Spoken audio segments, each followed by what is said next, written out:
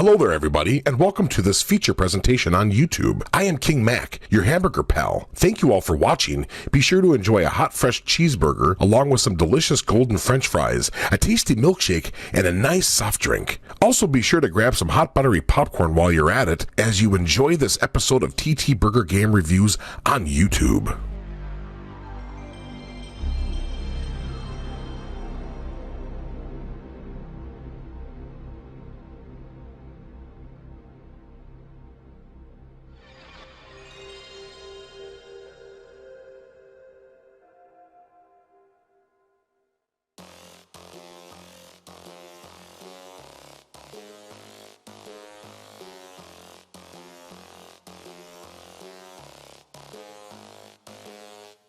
Hello my friends, how y'all doing today?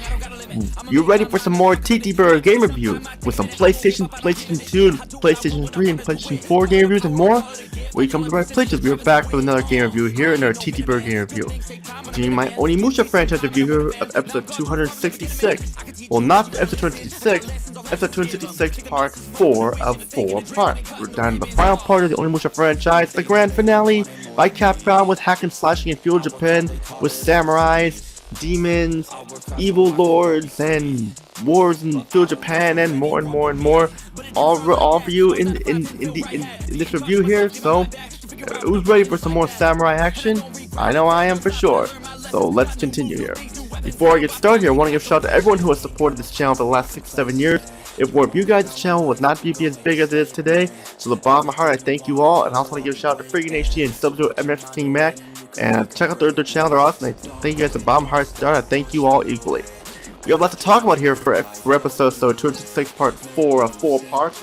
But we gotta go back here and zoom back to a samurai style, Onimusha style TTBurger recap, show what you missed in episode 266 part 3 of 4 parts, and I took a look at Onimusha 3 Demon Siege, gave it an 8.5 out of 10. It was probably the best game of the trilogy, but there were no Japanese audio once again, and there was some weird plot holes, like all of a sudden, because of Ako, that fairy, the characters Samnosuke and Jacques Blanc all of a sudden speak English and they can understand each other, which is weird.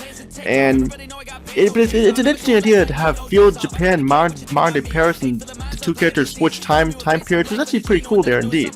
And I definitely worth checking out. It's awesome. I'm sure it's better than Onimusha 2 Samurai's Destiny. But now we're going to zoom ahead to March 7th, 2006, back when I was still a junior in high school, and the PlayStation 3 was on its way here, and the Xbox 360 was already out and stuff, and it showed the PlayStation 2 had some life left in it here, as we got the game right here, starring a new character here.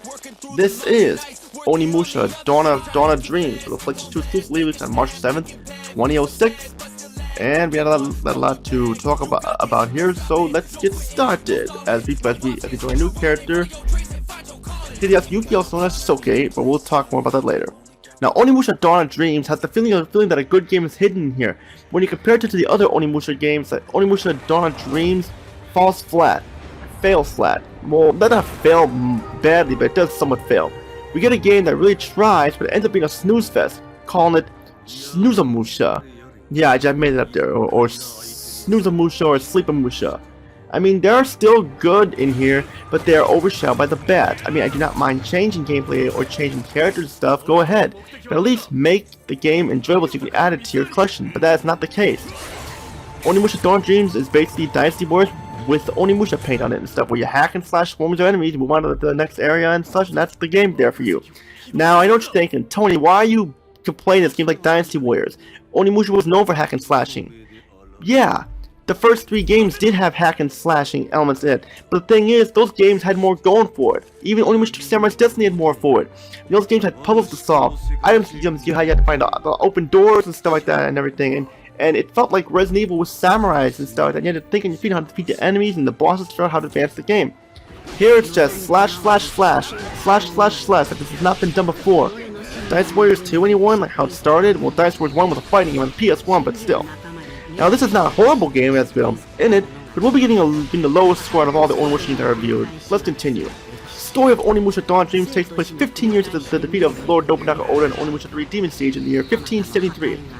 Nobunaga's vassal Hideyoshi Toyotomi takes control of feudal Japan unifying it under one banner, essentially ending the wars that tore the country apart. However, the peace ended with several natural disasters acting as an omen that warned that things would get worse, including the appearance of an omen star in the sky, and the Genma return, and Japan knows Hideyoshi has to be involved. Now it's up to Hideyoshi Yuki, also known as Soki, as he sets out on a journey to burn and defeat the Genma, running rampant across feudal Japan with his 2 swords and allies along the way, including Samurai Akeji, who is also Akane Jubei Yagu, which is not the same Jubei for Onimusha 2 Samurai Destiny, and so known as Akeji like I mentioned, but he's under the ally name Tenkai Nankobo. The story I like it, while it's not as intense as the other games of the story, it's still a good job, well done here. And the characters are likable, but the problem is it feels more like a Japanese soap opera than a Japanese action samurai movie, but it still could be worse. The graphics presentation for Onimusha Dawn Streams, they're really good. They take advantage of PlayStation 2's hardware capabilities. And you look at the character models, they have so much detail to them, animate better than before. Sure, lip syncing is still bad, but just hear me out in your lane of sound. And the environments are in full 3D, which look amazing. The enemies are very badass and very cool looking. The magic effects and the weapon effects are also amazingly detailed. And the pre-rendered cutscenes look amazing. Like, completely this is a PS2 game.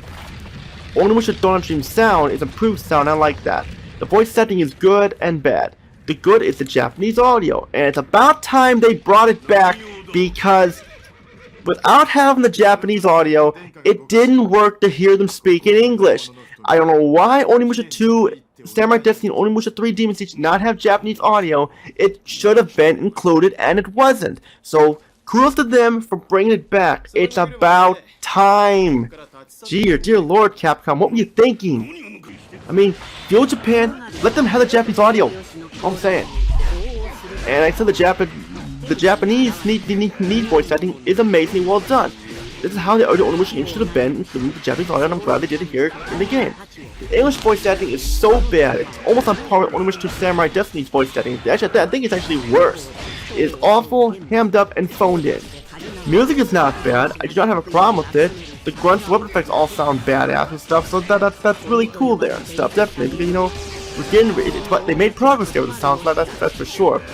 But the gameplay of Onimusha Dawn Dreams, here's where the problems arise. I mean, I don't mind that they made changes here, but at least make them done right here. I mean, they made a lot of changes here. First off, there's a straight up Dice Wars clone with Onimusha on it, and if games want to be like Dice Wars, that's fine. If this was an action samurai game like Resident Evil with samurais that would hack and slash elves in it, play like Resident Evil with samurais, and we get this. There is nothing original about this here except for the story and characters and an upgrade system. Another problem is that the controls, they swap the buttons and stuff like that. For most of the menus and stuff like that, you have to press circle to move forward and X backs up. I mean, I know Japan does that and stuff with their PlayStation 2 games, but we're not in Japan. I mean, why would they keep the button icons like that? And a lot of buttons have been swapped, and it's annoying. Like, why would they swap the buttons or change them when they were fine to begin with? And like, it takes some time to get used to. It's not as bad as like if they change it completely and stuff, but still, it didn't need change. The level stuff interesting, but after a while you realize they drag on for so long, longer than they need to be. You can get stuck not knowing where to go because you missed an item, because the levels are huger than they should be. And you can get stuck easily, and it has happened. Like, the second level goes on and on and on. Like, most of these levels are like so long, and sometimes too desperate to stop that. But do we need them this long? I mean, I'm sorry, but some of these levels are like almost an hour long. I mean, what the fuck? You think that's enough? The upgrade system is okay. It's simple. Nothing wrong with it. Some of the other games in the Onimusha series. You have enemies you can slash into a bloody mess, and that's cool too. And it's got some cool ass boss fights that you can use your specials like that. And you have specials here which are fun to use like that, and getting that score and upgrading your characters to the magic mirror and stuff and everything. Even though it's generous with all the points it gives you and stuff and everything like that. And when you beat the game, you get like a hard mode and stuff like that. So not really much with extras when you beat the game and stuff like that.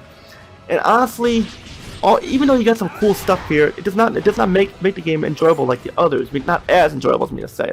Sure, it has enemies you can hack and slash, use your special attacks, and your partners can help you out, and you can actually play the characters later as time goes on. But the end result of this game could have been better if it had more care and effort and the problems were ironed out, and they just didn't change the gameplay all around. Now, I was about to mention the controls. It's exclusively to the analog stick. I mean, I didn't have a problem with the tank controls. That's a lot of they changed it, like just the D-pad. I mean, the analog stick. I don't know, but still, that's just me. I don't have much to say here. I'm just end it with the end like this. Final thoughts. If you enjoyed the other Onimusha games, Onimusha Dawn Dreams should still have some fun factor to it, but the end result could have been better. It's not as good. Even with a new character, new things, it just isn't as good as the other games. I give Onimusha Dawn Dreams a 6 out of 10. It's the best score I can give it because it could have been better, is all I can say. And we have finished with the Onimusha franchise review here. When it comes to the Onimusha games, I recommend the first 3. Even though Onimusha 2 Samurai Destiny was probably my least favorite of the first 3 games, it still feels like an Onimusha game. The first one, to how it all began and has the Japanese auto, that's worth checking out and stuff.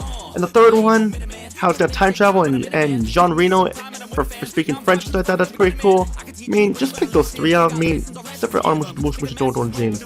Getting my Onimusha on the Xbox, I have not played, I can't say anything about that. And that spin-off fighting game, Onimusha Warriors, I forgot his name at the moment, the fighting game, just skip that one step. I mean, I just want to look at the main game. Hell, I mean, even if you have to play Dawn Dreams, you want some hack and slash elements, there's still some fun here, but just be warned, the other games are better. Which all I gotta say, I'll see you all on the next episode of the 267, part 1 of whatever. What will we cover? You have to find out, which all I gotta say is Tony, peace out, have a good day, see you all in the next episode, episode 267. Take care everybody, and peace out. So put your mind to it and you can